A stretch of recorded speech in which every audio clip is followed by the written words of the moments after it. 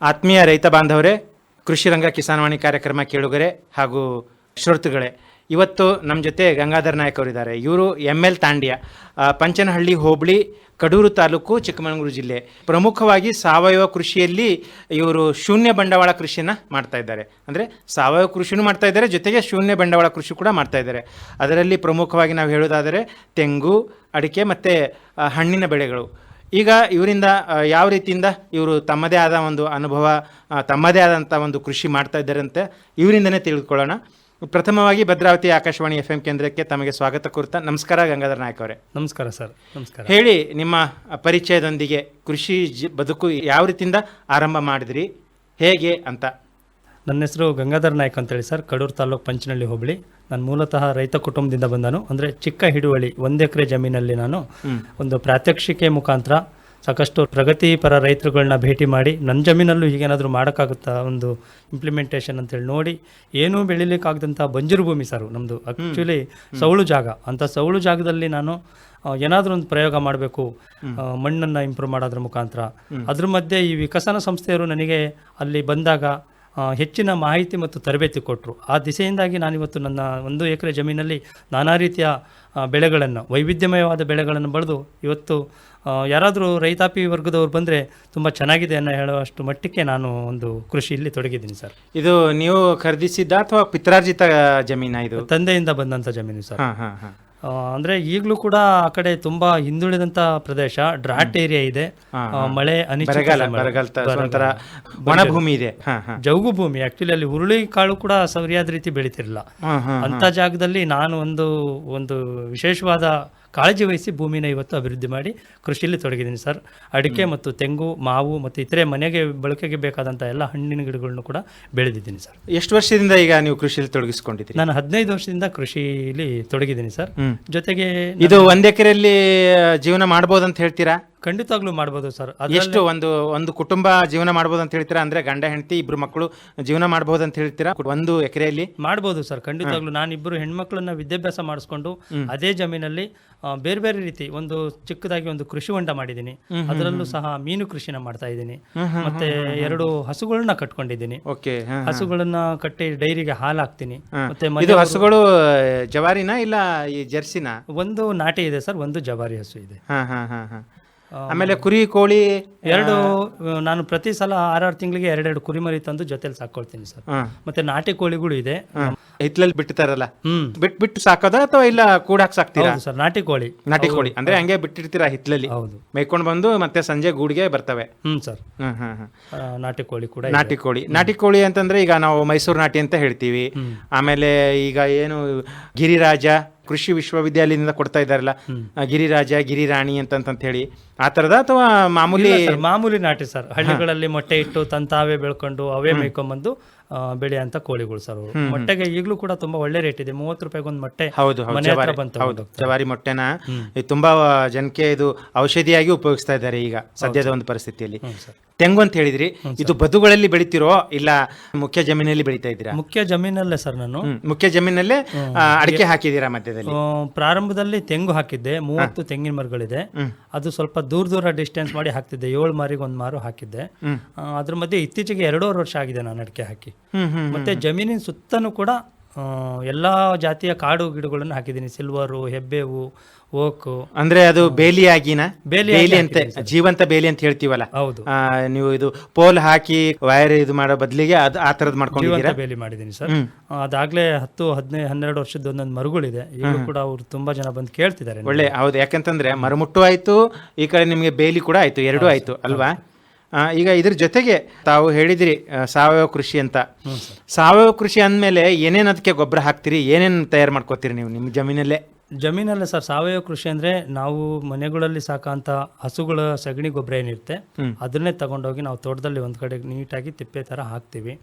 ಅದರಲ್ಲಿ ಬೆಳೆ ಇಳಿಕೆಗಳು ಏನು ಬರುತ್ತೆ, ಈಗ ನಾವು ರಾಗಿ ಬೆಳಿತೀವಿ, ಹುರುಳಿ ಕಾಳು ಬೆಳಿತೀವಿ, ಎಳ್ಳು ಬೆಳಿತೀವಿ, ಇದರಲ್ಲಿ ಬರ್ತಕ್ಕಂಥ ವೇಸ್ಟ್ ಪದಾರ್ಥಗಳನ್ನೇನಿದೆ ಒಂದು ಕಡೆ ಸಂಗ್ರಹ ಮಾಡಿ ಇಡ್ತೀವಿ ಸರ್. ಅದನ್ನೇ ನಾವು ಗೊಬ್ಬರವಾಗಿ ಪರಿವರ್ತಿಸಿ ಆ ಎಲ್ಲ ಗಿಡಗಳಿಗೂ ನಾವು ಗೊಬ್ಬರ ಕೊಡ್ತೀವಿ ಸರ್. ಇವತ್ತಿಗೂ ಕೂಡ 1 kg ಕೂಡ ನಾನು ಕೆಮಿಕಲ್ ಗೊಬ್ಬರನ ನನ್ನ ಭೂಮಿಗೆ ಸೋಕ್ಸಿಲ್ಲ ನಾನು. ನಿಮ್ಮ ಒಂದು ಅನುಭವದಲ್ಲಿ 15 ವರ್ಷದಿಂದ? ಹ್ಞೂ ಸರ್, ಖಂಡಿತವಾಗ್ಲು ಯಾವುದು ಗೊಬ್ಬರ ಹಾಕೇ ಇಲ್ಲ? ಗೊಬ್ಬರನೇ ಹಾಕಿಲ್ಲ ಖಂಡಿತವಾಗ್ಲು. ಆಮೇಲೆ ನೀರುಗಳನ್ನ ಅಲ್ಲಲ್ಲಿ ಇಂಗಿಸ್ಲಿಕ್ಕೆ ಅಡ್ಡ ಬದುಗಳನ್ನು ಹಾಕ್ಕೊಂಡಿದ್ದೀನಿ ಮಳೆಗಾಲದಲ್ಲಿ. ಅದನ್ನು ಕೂಡ ನಮಗೆ ವಿಕಸನ ಸಂಸ್ಥೆಯವರು ತುಂಬ ನೀಟಾಗಿ ಓಡುವ ನೀರನ್ನು ನಿಲ್ಲಿಸಿ ನೀರನ್ನು ಇಂಗಿಸಿ ಅನ್ನೋ ಒಂದು ತತ್ವದಲ್ಲಿ ಅವರೇ ಕೃಷಿ ಹೊಂಡ ಮಾಡಿಕೊಟ್ಟು ಮತ್ತೆ ಅವರೇ ಬದುಗಳನ್ನೆಲ್ಲ ಹಾಕ್ಕೊಟ್ಟು ನೀರಿನ ತೊಟ್ಟಿ ಕೊಟ್ಟು ಮತ್ತೆ ಮಾವಿನ ಗಿಡಗಳು ಕೂಡ ಅವರೇ ಕೊಟ್ಟಿದ್ದಾವೆ ಸರ್. ಇವತ್ತು ಎಲ್ಲ ಫಸಲಿಗೆ ಬಂದಿದೆ. ವರ್ಷಕ್ಕೆ ಸರಾಸರಿ 12,000 to 15,000 ರೂಪಾಯಿ ನನಗೆ ಪ್ರತಿ ವರ್ಷ ಈಗ ಆದಾಯ ಬರ್ತಾ ಇದೆ ಮಾವಿನ ಗಿಡದಿಂದ. ಈ ಸಲ ತುಂಬಾನೇ ಎಲ್ಲಾ ಕಡೆ ತುಂಬಾ ಭಯಂಕರ ಹೂ ಬಿಟ್ಟಿದೆಯಲ್ಲ, ಬಂದಿದೆ ಎಲ್ಲ ಇಲ್ಲಿ ಅಂತಲ್ಲ, ಈ ಜಿಲ್ಲೆಯಲ್ಲಿ ಚಿಕ್ಕಮಗಳೂರು ಜಿಲ್ಲೆ ಅಂತಲ್ಲ, ಇಲ್ಲ ಶಿವಮೊಗ್ಗದಲ್ಲಿ ಅಂತಲ್ಲ, ಒಟ್ಟಾರೆ ಎಲ್ಲ ರಾಜ್ಯದ ಒಂದು ಎಲ್ಲ ಮಾವಿನ ಪ್ರದೇಶ ಏನಿದೆ ನೋಡ್ರಿ ತುಂಬಾನೇ ಚೆನ್ನಾಗಿ ಹೂ ಹರಳಿದೆ. ಮುಂದೆ ಇದೇ ರೀತಿ ಯಾವುದೇ ಆಲಿಕಲ್ಲು ಮಳೆ ಬರ್ದೇನೆ ಅಥವಾ ಬೇರೆ ಏನೋ ಮಂಜು ಮಸ್ಕಿದ ವಾತಾವರಣ ಇಲ್ಲದೆ ಹೋದ್ರೆ ಒಳ್ಳೆ ಇಳುವರಿ ಜೊತೆಗೆ ಹೆಚ್ಚಿನ ಒಂದು ಇಳುವರಿ ಕೂಡ ನಾವು ಪಡಿಬಹುದು ಅಂತ ಹೇಳ್ತೀರಿ. ಖಂಡಿತ ಸರ್. ನನ್ನ ಮಾವಿನಕಾಯಿಗೆ ತೋಟದಲ್ಲೇ ಬಂದು ನಮ್ಮ ಸ್ನೇಹಿತರ ವರ್ಗ ಇರ್ಬೋದು, ನಮ್ಮ ಬಂಧುಗಳಿರ್ಬೋದು, ನಮ್ಮಲ್ಲೇ ಬಂದು ಕಾಯಿನೇ ತಗೊಂಡು ಹೋಗ್ತಾರೆ ಸರ್. ಇನ್ನೂ ಹಣ್ಣಾಗದೆ ಇರ್ತಕ್ಕಂಥ ಕಾಯಿ ತಗೊಂಡು ಹೋಗ್ತಾರೆ. ಏನೋ ನೀವು ಇದು ಔಷಧಿ ಯಾವುದೂ ಇಲ್ಲ. ಮತ್ತೆ ಈಗ ಈ ಏನ್ ಹೇಳ್ತೀರಾ, ಈ ಹಿಟ್ಟು ತಿಗಣಿ ಅಂತ ಹೇಳ್ತಾರಲ್ಲ, ಒಂಥರ ಕುಶನ್ ತರ ಇರ್ತಾನೆ ಬಿಳಿದು, ಆ ತರದ್ದು ಬರ್ತದೆ. ಆಮೇಲೆ ಕೆಲವೊಂದ್ಸಲ ಈ ಹೂ ಮೇಲೆ ಕಪ್ಪು ಕಪ್ಪು ಕಪ್ಪು ಶಿಲೀಂಧ್ರ ಇದು ತರ ಒಂಥರ ಜಿಗಿ ಜಿಗಿ ಜಿಗಿ ಬಂದಿರ್ತದೆ. ಅದಕ್ಕೇನು ನೀವು? ಅದಕ್ಕೆ ನಾನು ಬೇವಿನ ಎಣ್ಣೆ, ಇದು ಕೃಷಿ ಇಲಾಖೆ ಮತ್ತು ತೋಟಗಾರಿಕೆ ಇಲಾಖೆ ಬೇವಿನ ಎಣ್ಣೆ ಕೆಲಸ ಮಾಡ್ತದೆ. ಅದ್ರ ಜೊತೆಗೆ ಬೇರೆ ಯಾವ್ದಾರ ಒಂದು ಲಿಕ್ವಿಡ್ ಅಂದ್ರೆ ಅದು ಸಾವಯವ ಇದರಲ್ಲಿ ಸಿಂಪರಣೆ ಮಾಡೋ ಅಂತ ಒಂದು ಲಿಕ್ವಿಡ್ ಬರುತ್ತೆ, ಆರ್ಗ್ಯಾನಿಕ್ ಲಿಕ್ವಿಡ್, ಅದೊಂದು ಅಪ್ಲೈ ಮಾಡ್ತೀನಿ ಸರ್. ಅದು ಬಿಟ್ಟರೆ ಬೇರೆ ಯಾವುದು ವಿಷ ಪದಾರ್ಥ ಹೊಡೆಯಲ್ಲ. ಈಗ ಆಳುಗಳ ನಿರ್ವಹಣೆಗೆ ಬಂದ್ರೆ, ಈಗ 1 ಎಕರೆ ಅಂತ ಹೇಳ್ತಾ ಇದ್ದೀರಾ, ಮನೆಯವರೇ ನೀವು ತೊಡಗಿಸ್ಕೊಂಡಿದ್ದೀರಾ? ನಿಮ್ಮ ಎಲ್ಲರೂ ಕೃಷಿಯಲ್ಲಿ ನಾವೇ ಮಾಡ್ತೀವಿ ಸರ್. ಅಂತ ಏನು ಹೆವಿ ಕೆಲಸ ಏನಿರಲ್ಲ ನಮಗೆ. ಈಗ ಬೇಸಾಯ, ಈಗ ಹಸು ಇರೋದ್ರಿಂದ ಮನೆಯವರು ನಾವು ಜೊತೆಗೂಡಿ ಎಲ್ಲ ಕೆಲಸ ಮಾಡ್ಕೊಂಡು ಹೋಗ್ತಿದ್ದೀವಿ.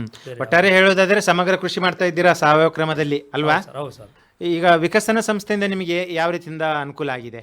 ವಿಕಸನ ಸಂಸ್ಥೆಯವರು ನಮಗೆ ತುಂಬಾ ಕಡೆ ಕರ್ಕೊಂಡೋಗಿ ಬಂಜರು ಭೂಮಿಲೂ ಕೂಡ ಏನಾದ್ರೂ ಬೆಳಿಬಹುದು ಅನ್ನೋದನ್ನ ನಮಗೆ ಪ್ರಾತ್ಯಕ್ಷಿಕೆ ತೋರಿಸಿದ್ದಾರೆ ಸರ್.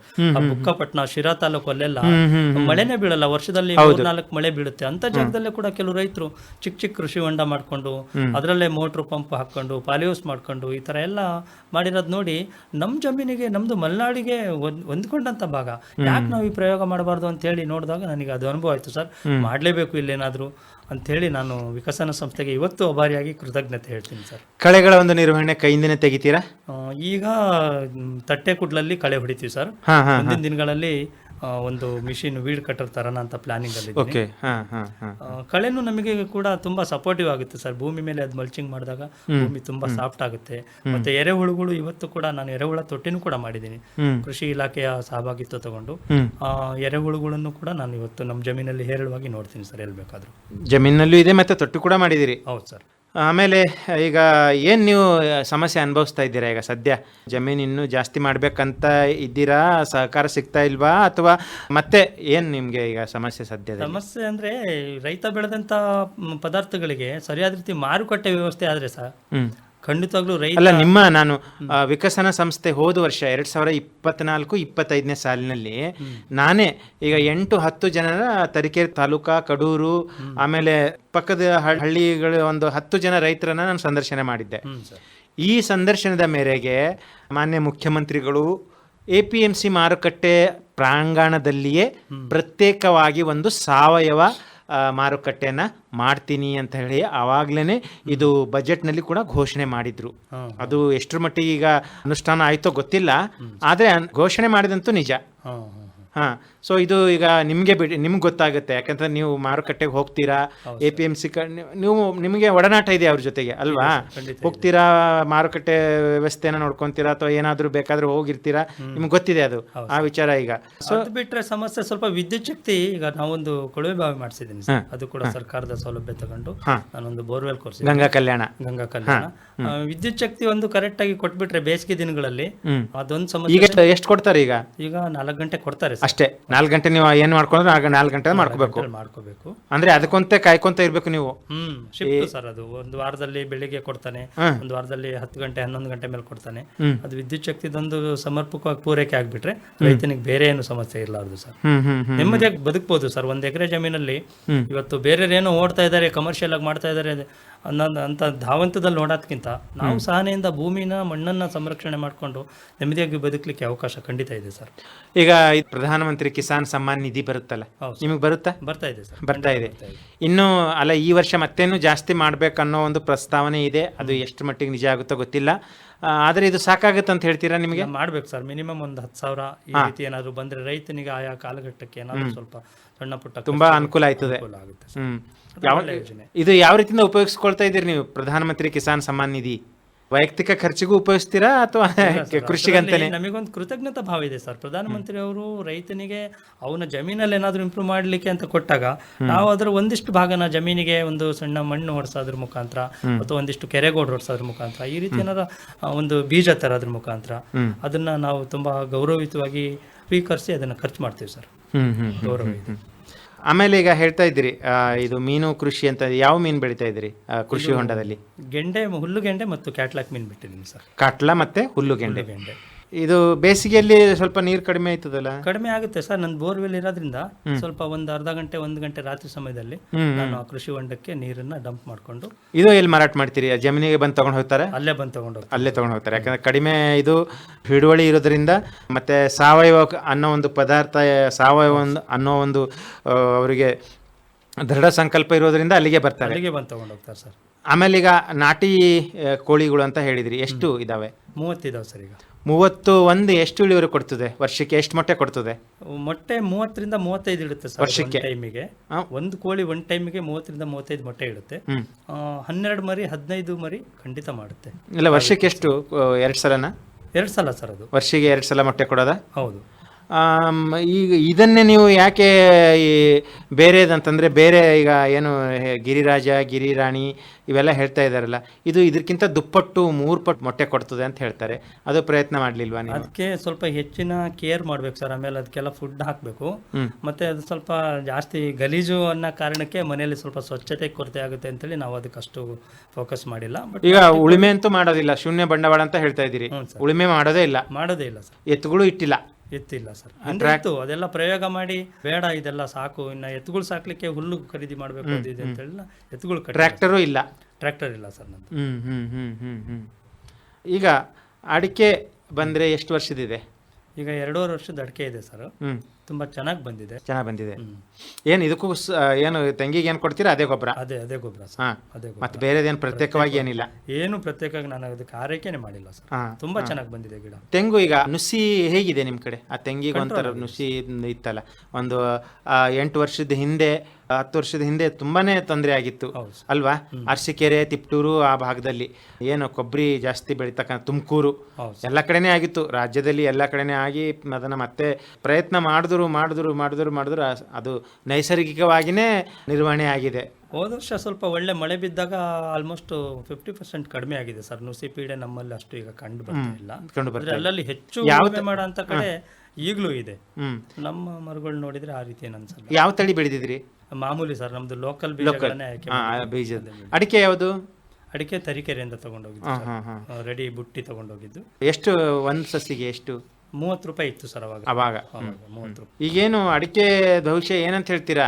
ಒಂದು ಕಡೆ ಹೇಳ್ತಾರೆ ಕ್ಯಾನ್ಸರ್ ಕಾರಕ ಅಂತಾರೆ, ಇನ್ನೊಂದು ಕಡೆ ಹೇಳ್ತಾರೆ ಇದು ಒಳ್ಳೇದಂತ ಹೇಳ್ತಾರೆ. ಈಗ ನೀವು ಒಂದು 4-5 ಜನರಿಂದ ಕೇಳಿರ್ತೀರಾ, ಏನಿದ್ರ ಭವಿಷ್ಯ ಮುಂದೆ ಏನಂತ ಆತಂಕಕಾರಿ ವಾತಾವರಣ ಇಲ್ಲ ಸರ್. ಎಷ್ಟಿದ್ರು ಫಾರಿನ್ನಿಗೆ ಎಕ್ಸ್ಪೋರ್ಟ್ ಆಗೋದ್ರಿಂದ ಬಹುಶಃ ಮುಂದಕ್ಕೇನು ಅಡಿಕೆಗೇನು ತಾಪತ್ರೆ ಬರಲಾರ್ದು ಅಂತ ನಾವಾದ್ರೂ ನಂಬಿದೀವಿ. ಕೆಲವು ರೈತರು ಭಯ ಬಿದ್ದಿದ್ದಾರೆ, ಅಯ್ಯೋ ಎಲ್ಲ ಹಾಕ್ತಾ ಇದಾರೆ, ಮೆಣಸಿನ ಗಿಡ ಹಾಕಿದ್ದಾರೆ ಅಂತೇಳಿ. ಈಗ ಎಷ್ಟು ಪ್ರೊಡಕ್ಷನ್ ಇದೆಯೋ ಅಷ್ಟು ಅದು ಎಕ್ಸ್ಪೋರ್ಟ್ ಆಗೋದ್ರಿಂದ ನಮಗೇನಂತ ಬಣ್ಣಕ್ಕೆ ಬೇರೆ ಒಂದು ಇದಕ್ಕೆ ಎಕ್ಸ್ಪೋರ್ಟ್ ಆಗ್ತಾ ಇದೆ, ಹೊರಗಿನ ದೇಶಕ್ಕೆ ಹೋಗ್ತಾ ಇದೆ. ಬಣ್ಣ ಆಗಲಿ ಮತ್ತೆ ಬೇರೆ ಒಂದು ವಿಚಾರ, ಬೇರೆ ಒಂದು ಇದಕ್ಕೆ ಉಪಯೋಗ ಆಗ್ತಾ ಇದೆ. ಆಮೇಲೆ ಅಡಿಕೆ ಹಾಕಿದ ರೈತ ಸಮೃದ್ಧಿಯಾಗಿದ್ದಾನೆ. ರೈತರು ಏನು ಹೇಳ್ತಾರೆ ಸರ್, ಬೇರೆ ಬೆಳೆ ಬೆಳೆದ್ರೆ ನಾವು ಮೋಸ ನಾವು ಕಂಡಿದ್ದೀವಿ, ಆದರೆ ಅಡಿಕೆ ಬೆಳೀತಾ ಇದ್ದೀವಿ, ನಮಗೆ ಅದರ ಮೇಲೆ ನಂಬಿಕೆ ಇದೆ, ನಾವು ಮೋಸ ಹೋಗಿಲ್ಲ ಅಂತ ಹೇಳ್ತಾರೆ. ಹೌದು ಸರ್, ಅಲ್ವಾ? ಹೊಲದಲ್ಲೇ ಬಂದು 65-75 ರೂಪಾಯಿ ಕೆಜಿಗೆ ಹಸಿಗೋಟು ತಗೊಂಡು ಹೋಗ್ತಾ ಇದ್ದಾರೆ. ಅಲ್ಲೇ ಜಮೀನಲ್ಲಿ ಸ್ಪಾಟ್ ಅಲ್ಲಿ ಅವರೇ ಬಂದು ಕೊಯ್ಕೊಂಡು ಹೋಗ್ತಾ ಇದ್ದಾರೆ. ಹಾಗಾಗಿ ನಾವ್ಯಾಕೆ ಇನ್ನು 25 ವರ್ಷದ ಕಲ್ಪನೆ ಕಾಣೋಣ, ಈಗೇನಿದೆಯೋ ಬದುಕಿ ಸದ್ಯ ಏನಿದೆ ಅದನ್ನ ನೋಡ್ಕೊಂಡು ಹೋಗೋಣ ಅಂತ ಹೇಳ್ತೀರಾ? ಮುಂದಿನ ಬಿಟ್ಟಿದ್ದು ಅಂದ್ರೆ ಮುಂದೆ ಏನಾಗುತ್ತಂತ ಅನ್ನೋ ಅಲ್ಲ, ಕೆಲವೊಂದು ಅದರ ಎಚ್ಚರಿಕೆ ಬೇಕು. ಯಾಕಂತಂದ್ರೆ ಒಂದೇ ಬೆಳೆ ಆದ್ರೆ ಮತ್ತೆ ಬೇರೆ ಬೆಳೆ ಒಂದು ಪ್ರಕೃತಿಯಲ್ಲಿರ್ತಕ್ಕಂಥ ಒಂದು ಸಮತೋಲನ ಅದು ನಾವೇ ಹಾಳು ಮಾಡಿದಂಗೆ ಆಯ್ತದೆ. ಸೊ ಜೊತೆಗೆ ಮಿಶ್ರ ಬೆಳೆ, ಅಂತರ ಬೆಳೆಯಾಗಿ ಬೆಳ್ಕೊಂಡು ಆರಾಮಾಗಿ ನಾವು ಜೀವನ ಸಾಗಿಸ್ಬೋದು ಅಂತ ಹೇಳ್ತೀವಿ. ಹೇಳ್ತೀರಾ. ಹೌದು ಸರ್, ಖಂಡಿತ. ಅಲ್ಲಲ್ಲೇ ಗುಂಪು ಬಾಳೆ ಹಾಕಿದೀವಿ, ಅದು ಕೂಡ ನಮಗೆ ಒನ್ ಟೈಪ್ ಆಫ್. ಯಾವುದು ಗುಂಪು ಬಾಳೆ ಅಂದ್ರೆ? ಮಾಮೂಲಿ ನಾಟಿ ಬಾಳೆ ಸರ್, ಇದು ಬಾಳೆ ಅಂತ. ಪಚ್ಚಬಾಳೆ. ಅದು ಹಾಕಿದೀವಿ ಮನೆಗೆ. ಯಾವಾಗ್ಲೂ ಯಾರಾದ್ರೂ ಅತಿಥಿಗಳು ಬಂದ್ರೆ ಕೈ ತುಂಬಾ ಹಣ್ಣು ಕೊಡ್ತೀವಿ. ಆಮೇಲೆ ಪಪ್ಪಾಯ ಹಾಕಿದೀನಿ, ಸೀಬೆ ಗಿಡ ಹಾಕಿದೀನಿ. ಏನಾದ್ರೂ ಬಂದ್ರೆ ನಮ್ಮ ಜಮೀನಿಗೆ ಬಂದ್ರೆ ಅಟ್ಲೀಸ್ಟ್ ಒಂದು ಎಳ್ಳೀರು ಕುಡಿಬೇಕು, ಒಂದು ಹಣ್ಣು ತಿನ್ಬೇಕು. ಇದು ಇನ್ನೊಬ್ರಿಗೆ ಕೊಡೋದ್ರಿಂದ ನಮಗೆ ಸಿಗೋ ಸ್ಯಾಟಿಸ್ಫ್ಯಾಕ್ಷನ್ ಬೇರೆ ಸರ್. ಹಂಗಾಗಿ ತುಂಬಾ ಖುಷಿ ಅನ್ಸುತ್ತೆ. ಈಗ ಇದು ತೆಂಗಿನ ಕೊಬ್ಬರಿ ಚಿಪ್ಪು ಕೂಡ ತುಂಬಾ ಬೆಲೆ ಬಂದಿದೆ ಅಂತ ಹೇಳ್ತಾರೆ. ಕೊಬ್ಬರಿ ಹೋಯ್ತು, ಎಳ್ನೀರ್ನು ಹೋಯ್ತು, ಆದ್ರೆ ಚಿಪ್ಪಿಗೂ ಕೂಡ ಬಂಗಾರದ ಬೆಲೆ ಬಂದಿದೆ ಅಂತ ಹೇಳ್ತಾರೆ. 40 ರೂಪಾಯಿ ಕೆಜಿ ಚಿಪ್ಪು ಸರ್. ಮನೆ ಹತ್ರ ಬಂತು, ಮನೆ ಹತ್ರ ತಗೊಂಡು ಹೋಗ್ತಾರೆ. ಮುಂಚೆ ರೋಡ್ ಓಣಿಲೆಲ್ಲ ತುರ್ದು ಬಿಸಾಕ್ತಿದ್ರು, ಇಲ್ಲ ಬೆಂಕಿ ಹಾಕಿ ಇದು ಮಾಡ್ತಿದ್ರು. ಅಂದ್ರೆ ಯಾವ್ದೋ ಉರುವಲುಗೆ ಉಪಯೋಗಿಸ್ಕೊಳ್ತಾ ಇದ್ರು, ಬಿಸಾಕ್ತಿದ್ರು ತಿಪ್ಪೆಯಲ್ಲಿ ಅಲ್ವಾ.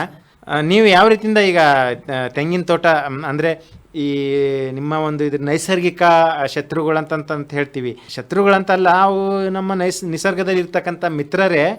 ಆದ್ರೆ ನಿಮಗೆ ಅಂದ್ರೆ ರೈತರಿಗೆ ಸ್ವಲ್ಪ ತೊಂದರೆ ಕೊಟ್ಟಾಗ ಅವಾಗ ಶತ್ರು ಅಂತ ನಾವು ಇದು ಮಾಡ್ತೀವಿ. ಈಗ ಅಳಿಲು ಆಗಿರ್ಬಹುದು, ಮಂಗ ಆಗಿರ್ಬಹುದು, ಇನ್ನು ಬೇರೆ ಒಂದು ಇಲಿಗಳು, ಆಮೇಲೆ ಬೌಲಿ, ಈ ತರದ್ದು ಏನು ಸಮಸ್ಯೆ ಇತ್ತಾ ನಿಮ್ಮಲ್ಲಿ? ಇಲ್ಲ ಸರ್, ಆ ತರ ಏನಿಲ್ಲ. ಅಳಿಲು ಅಲ್ಲಲ್ಲಿ ಕಾಣುತ್ತೆ, ಹಣ್ಣು ಬಂದ್ರು ಕೂಡ ನಮ್ಮ ತೋಟದಲ್ಲಿ ಹಣ್ಣಾದಂತ ಪಪ್ಪಾಯ ಹಣ್ಣು ತಿನ್ನುತ್ತೆ, ಸೀಬೆಕಾಯಿ ತಿನ್ನುತ್ತೆ. ಎಲ್ಲೋ ಅಲ್ಲಿ ಇಲ್ಲಿ 1-2 ಎಳ್ನೀರು ಕೊಡಬಹುದು. ಆದ್ರೆ ನಾವು ಬರೇ ನಮಗೆ ಯುಟಿಲೈಸ್ ಆಗೋದಕ್ಕಿಂತ ಪ್ರಕೃತಿದತ್ತ ನಿಯಮ, ಅವಕ್ಕೂ ತಿಂದ್ಮೇಲೆ ನಾವು ತಿನ್ಬೇಕು.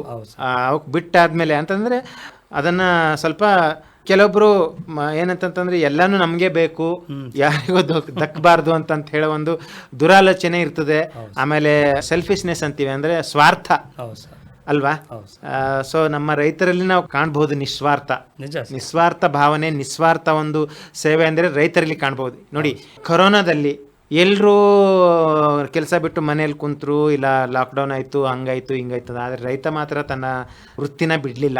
ಬಿತ್ತನೆ ಹೋದ, ರಾಶಿ ಮಾಡ್ಕೊಂತ ಹೋದ, ಸ್ಪ್ರೇ ಮಾಡೋದಾಗ್ಲಿ, ಸಿಂಪಡಣೆ ಮಾಡೋದಾಗ್ಲಿ, ಯಾವುದೇ ಒಂದು ಅಪೇಕ್ಷೆ ಪಡೆದೇನೆ, ಯಾವುದೇ ಫಲದ ಒಂದು ಅಪೇಕ್ಷೆ ಪಡೆದೇನೆ ಅವ್ನ ಕೆಲಸ ಮಾಡ್ಕೊತಾನೆ ಹೋದ ರೈತ ಅಲ್ವಾ. ಖಂಡಿತ ಸರ್. ಈಗ ನೀರಿನ ನಿರ್ವಹಣೆ ಬಂದ್ರೆ ನೀವು ಹೇಳ್ತಾ ಇದ್ದೀರಿ ಬೋರ್ ಹಾಕಿಸ್ಕೊಂಡಿದ್ದೀರಿ ಅಂತ.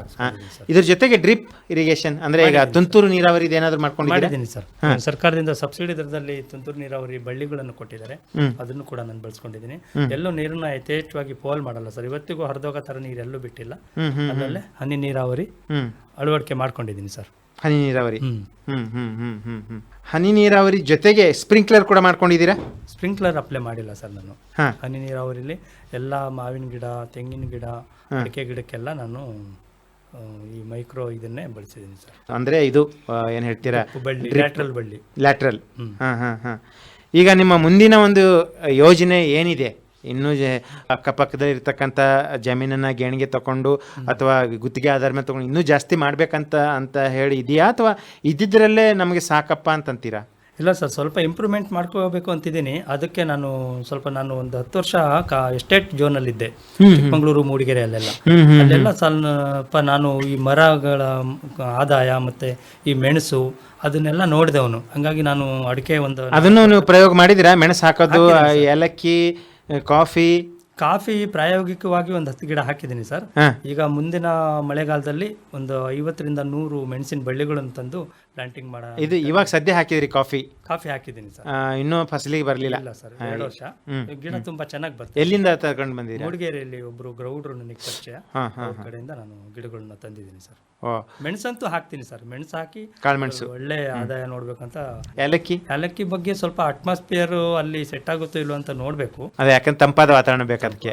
ಮೂಡಿಗೆರೆ ವಾತಾವರಣ ಅದಕ್ಕೆ ಸೂಕ್ತ. ಹೌದು ಸರ್. ಇದ್ರ ಜೊತೆಗೆ ಈಗ ಹೂವು ಮತ್ತೆ ತರಕಾರಿ ಬೆಳೆಗಳು ಬೆಳಿತೀರಾ? ಗರ್ಕಿನ್ ಹಾಕಿದ್ದೆ ಸರ್ ಒಂದ್ಸಲ. ಗರ್ಕಿನ್ ಹಾಕಿದ್ದೆ, ಆದ್ರೆ ಚೆನ್ನಾಗಿ ಬಂತು. ವಿಶೇಷವಾಗಿ ಭಾರಿ ಔಷಧಿ ಸ್ಪ್ರೇ ಮಾಡ್ಬೇಕು ಅದಕ್ಕೆ. ನನಗೆ ಅವರು ಬೆಳಿಗ್ಗೆ ಫೀಲ್ಡ್ ಸೂಪರ್ವೈಸರ್ ಬಂದು ಇಂಥ ಔಷಧಿ ಹೊಡಿರಿ ಅಂತ ಹೇಳಿದಾಗ ನನಗೆ ಶಾಕ್ ಆಗ್ತಿತ್ತು. 100 ml ಟಾನಿಕ್ಗೆಲ್ಲ 800-900 ರೂಪಾಯಿದು ಚೀಟಿ ಬರ್ದು ಕೊಟ್ಟು ಹೋಗ್ತಿದ್ರು. ನಾನು ಒಂದ್ಸಲ ಬೆಳೆದೆ, ಬಂತು ಒಂದು 25,000 ಲಾಭ ಬಂತು 3 ತಿಂಗಳಿಗೆ.